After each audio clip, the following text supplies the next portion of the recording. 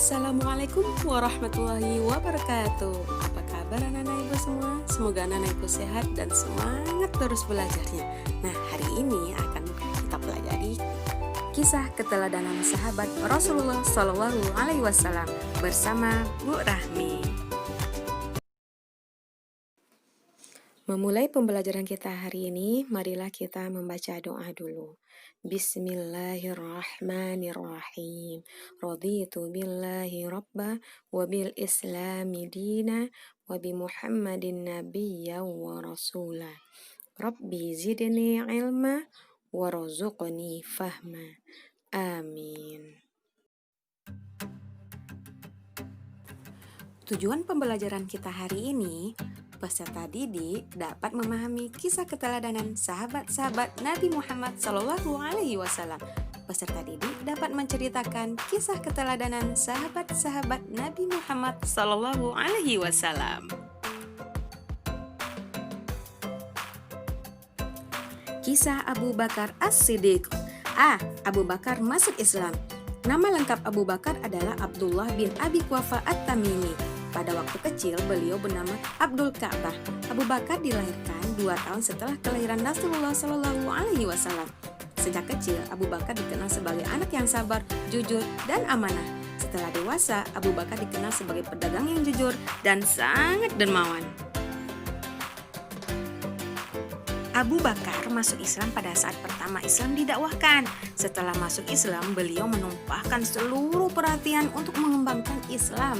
Abu Bakar merupakan orang yang disegani di kalangan bangsawan Arab. Karena Abu Bakar masuk Islam, maka banyak orang Quraisy yang masuk Islam. Hubungan Abu Bakar dengan Rasulullah Shallallahu Alaihi Wasallam sangatlah dekat.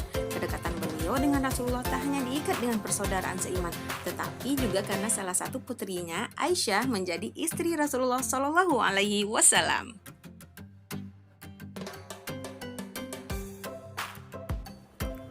B. Abu Bakar mendapatkan gelar As-Siddiq. Gelar As-Siddiq diberikan oleh Rasulullah Shallallahu Alaihi Wasallam kepada Abu Bakar karena Abu Bakar selalu membenarkan Rasulullah Shallallahu Alaihi Wasallam dalam berbagai macam peristiwa, terutama peristiwa Isra Mi'raj. Saat sebagian besar kaum Quraisy tidak percaya peristiwa Isra Mi'raj, Abu Bakar justru mempercayainya. As-Siddiq itu sendiri berarti membenarkan.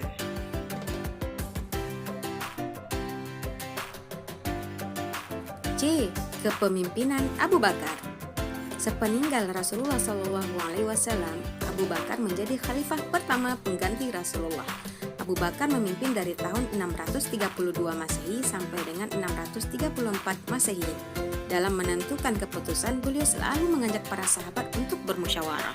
Beliau tidak sombong, walaupun beliau menjadi khalifah.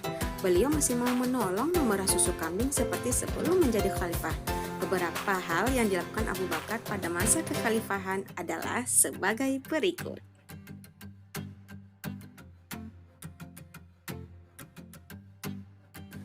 1. Memerangi kaum murtad dan nabi palsu.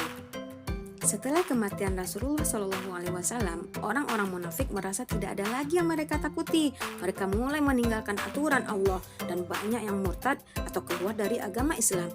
Mereka mulai meninggalkan sholat, tidak membayar zakat, dan tidak menunaikan haji.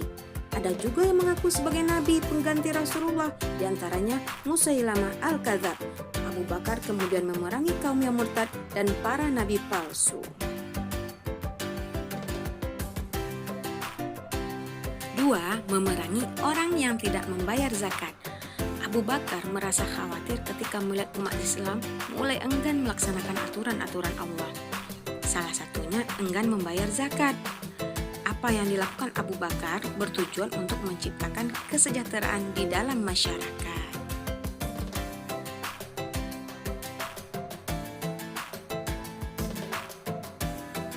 3. Mengumpulkan lembaran Al-Quran. Abu Bakar dan Umar merasa khawatir ketika melihat umat Islam yang penghafal Al-Quran banyak yang gugur di medan perang. Sehingga atas idenya Umar bin Khattab pada masa pemerintahan Abu Bakar dilakukanlah pengumpulan lembaran Al-Quran, baik itu dari pelepah kurma, kulit, dan lain-lain.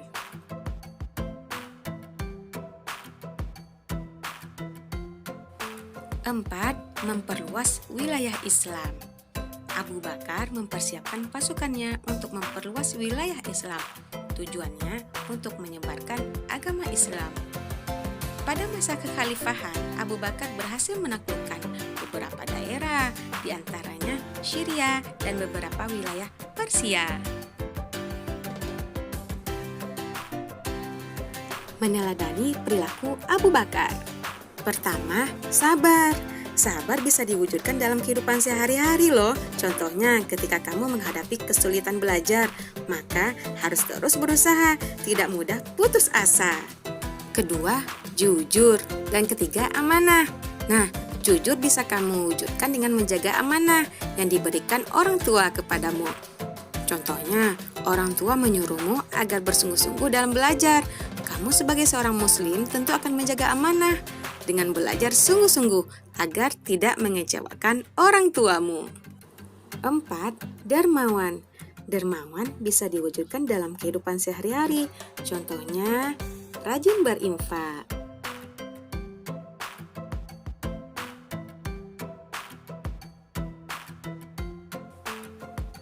Kisah Umar bin Khattab. A. Umar bin Khattab masuk Islam. Umar bin Khattab masuk Islam pada tahun ke-5 setelah kenabian. Umar bin Khattab masuk Islam setelah adiknya Fatimah dan suaminya masuk Islam. Saat itu Umar sangat marah mengetahui adiknya dan suaminya Sa'id bin Zaid masuk Islam. Umar kemudian mendatangi rumah Fatimah dengan marah dan menanyakan apa yang dibaca Fatimah. Fatimah merasa ketakutan, akhirnya menyerahkan lembaran Al-Quran surat At-Thaha ayat 1-8. Umar lalu membacanya. Setelah membaca, Allah membuka hati Umar. Umar memuji ayat-ayat Allah yang indah tersebut. Umar bin Khattab tergetar hatinya untuk segera masuk Islam. Saat itu juga Umar pergi menemui Rasulullah SAW yang sedang berada di rumah salah satu sahabatnya Arqam. Di depan Rasulullah, Umar bin Khattab mengucapkan syahadat.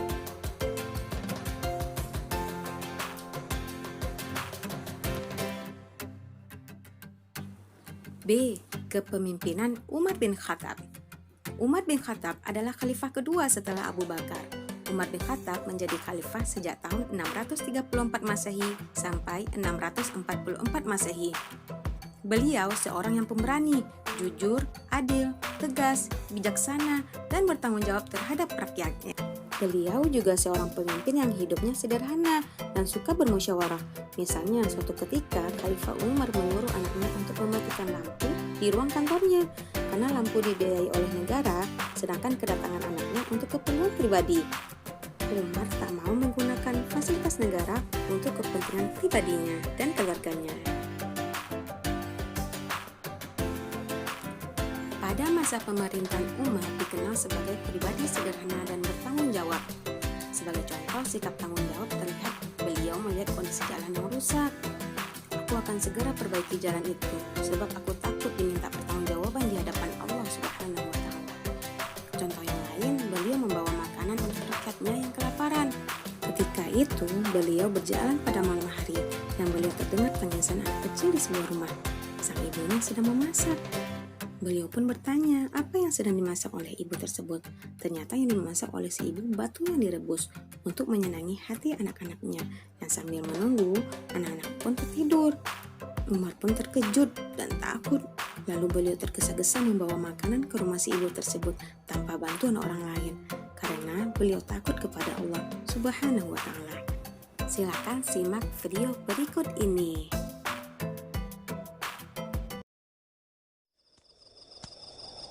Aku heran padamu, Umar. Kenapa engkau mengorbankan waktu istirahatmu hanya untuk berkeliling desa? Padahal tugas ini bisa dilakukan oleh anak buahmu sendiri, kan? Dan engkau tinggal menerima laporannya saja. Kau tidak salah, Aslam. Tapi aku ingin melihat langsung kondisi rakyatku. Sekaligus memastikan bahwa laporan yang kuterima itu benar. Subhanallah. Semoga Allah merahmatimu selalu, wahai Amirul Mukminin. Begitu juga denganmu, Aslam. Amin.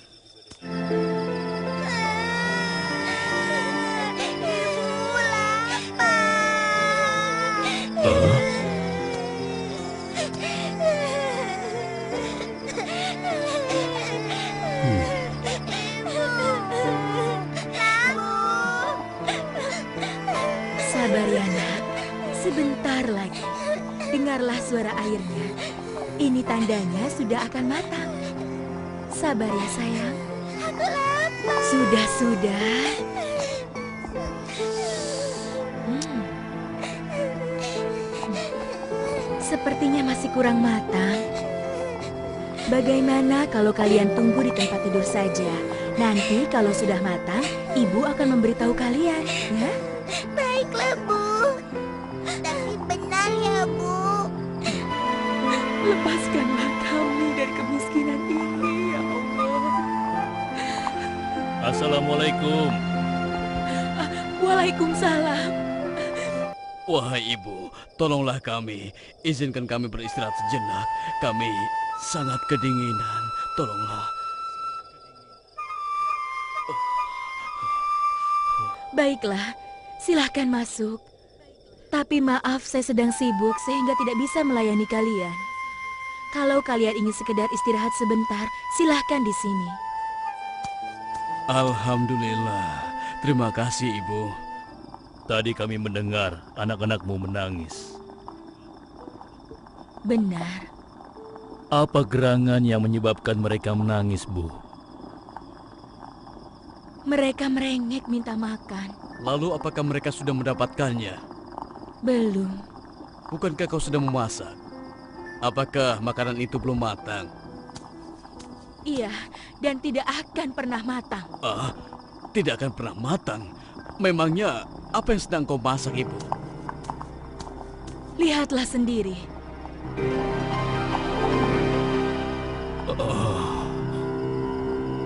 Kenapa engkau memasak batu, ibu? Ini kulakukan untuk menenangkan anak-anak yang mengira aku sedang memasak makanan. Dan mereka mau menunggu sampai mengantuk dan tertidur. Ya Allah, apa yang telah kuperbuat? Aku telah menzalimi rakyat yang menjadi tanggunganku sendiri. Baiklah, Ibu. Kami mohon pamit dulu. Terima kasih atas kebaikan Ibu.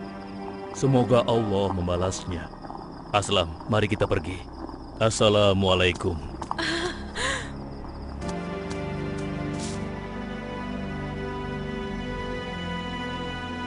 Assalamualaikum.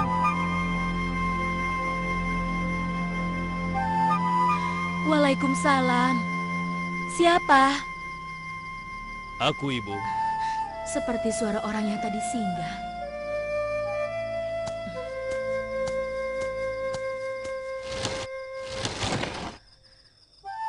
Ada apakah gerangan sehingga bapak-bapak datang kembali ke sini? Bolehkah aku masuk sebentar?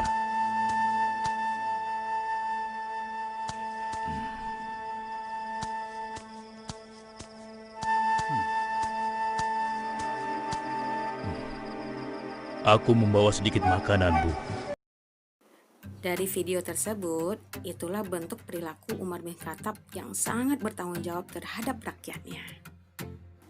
Nah, sekarang apa saja yang dilakukan Umar bin Khattab pada masa kekhalifahan? 1. Menetapkan kalender Hijriyah yang dimulai saat hijrahnya Rasulullah SAW dari Mekah ke Madinah. Hingga sekarang masih kita pakai loh. 2. Membuat lembaga-lembaga, diantaranya lembaga pengaturan air, urusan tanah, pajak, dan lain-lain. 3. Membentuk angkatan perang. 4. Memperluas wilayah Islam.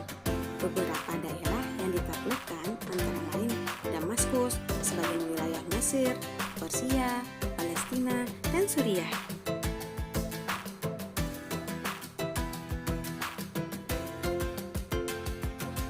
Meneladani perilaku Umar bin Khattab. Yang pertama, tegas. Sikap tegas bisa diwujudkan dalam kehidupan sehari-hari. Contohnya, jika ada temanmu yang mengajak membolos sekolah, kamu harus tegas menolak ajakan tersebut. 2. Pemberani. Contohnya, berani mengemukakan pendapat saat berdiskusi. Berani mengatakan yang benar itu benar dan yang salah itu salah. Seperti kamu mengetahui ada temanmu yang menyontek saat ujian. kamu harus berani mengingatkan temanmu agar tidak menyontek. 3. Bertanggung jawab. Contohnya, bertanggung jawab ketika piket kelas. Alhamdulillahirrabbilalamin. Demikianlah pembelajaran kita hari ini. Semoga anak-anak ibu yang soleh dan soleha dapat meneladani sifat-sifat sahabat Rasulullah. Jangan lupa di like, komen, dan subscribe.